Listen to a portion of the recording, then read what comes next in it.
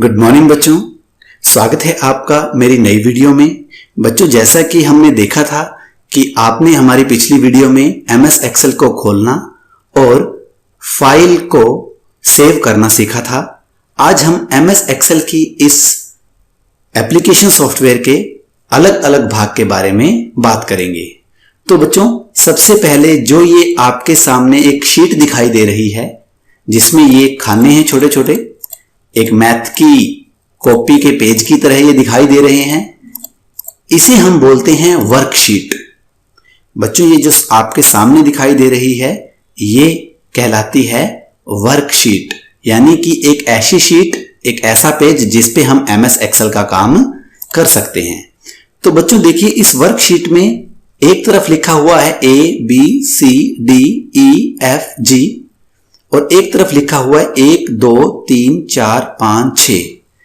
तो जहां पर ये 1 2 3 4 5 6 लिखा हुआ है बच्चों, ये जो लाइन है ये कहलाती है रो। वैसे तो इसे हम एक लाइन बोलते हैं या पंक्ति बोलते हैं, उसे इंग्लिश में क्या बोला जाता है? रो।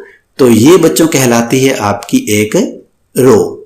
और बच्चों जो ABCD लिखे हुए हैं ये आपका कहलाता है कॉलम।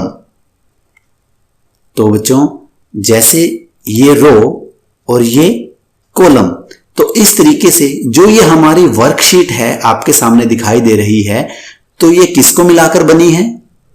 जी हां, बिल्कुल सही, ये वर्कशीट हमारी रो और कॉलम को मिलाकर बनी है। जैसे आपकी एक मैथ की कॉपी होती है, उसका एक पेज देख लीजिए, आपको इसी तरीके का दिखाई देगा। तो हमारी ये वर्कशीट रो और कॉलम से मिलकर बनी है। बच्चों ये देखिए, ये इस वर्कशीट का सबसे छोटा भाग है।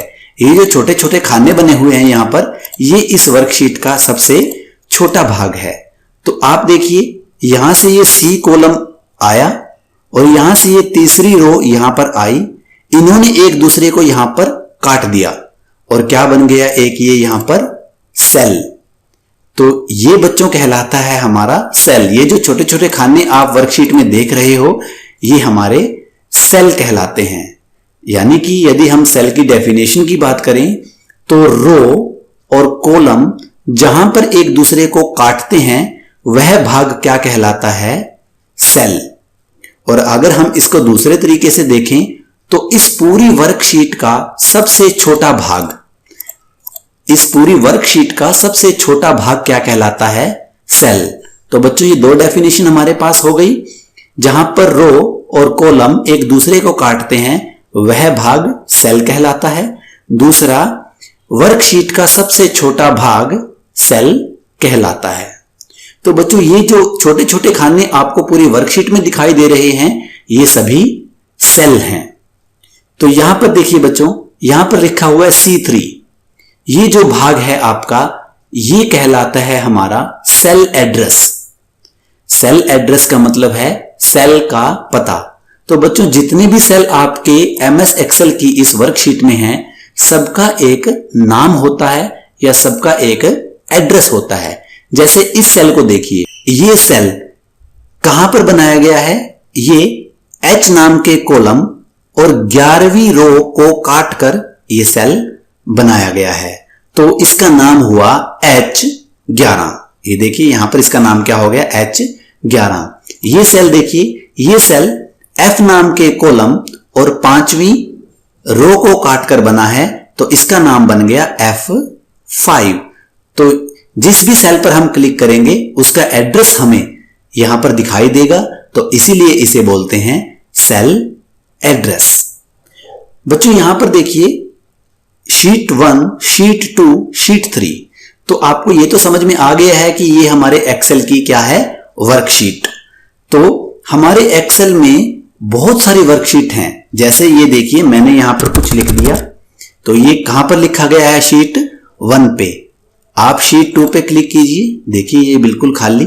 जैसे कि आपकी मैथ की कॉपी के अलग अलग पेज होते हैं वैसे ही MS एक्सेल की इस फाइल के अलग अलग शीट होती हैं। तो यहां पर आप लिख दीजिए। अब हम शीट 3 की बात करें तो यहां पर देखिए हम यहां पर कुछ भी लिख सकते हैं। तो शीट 3 अलग है, शीट 2 अलग है और शीट 1 अलग है।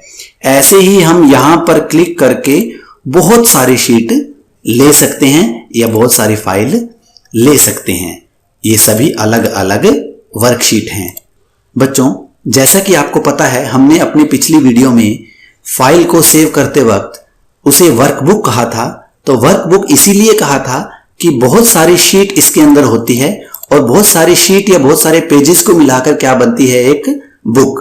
तो हमारी डेफिनेशन वर्कबुक की ये होगी कि बहुत सारी शीट्स को मिलाकर वर्कबुक बनती है।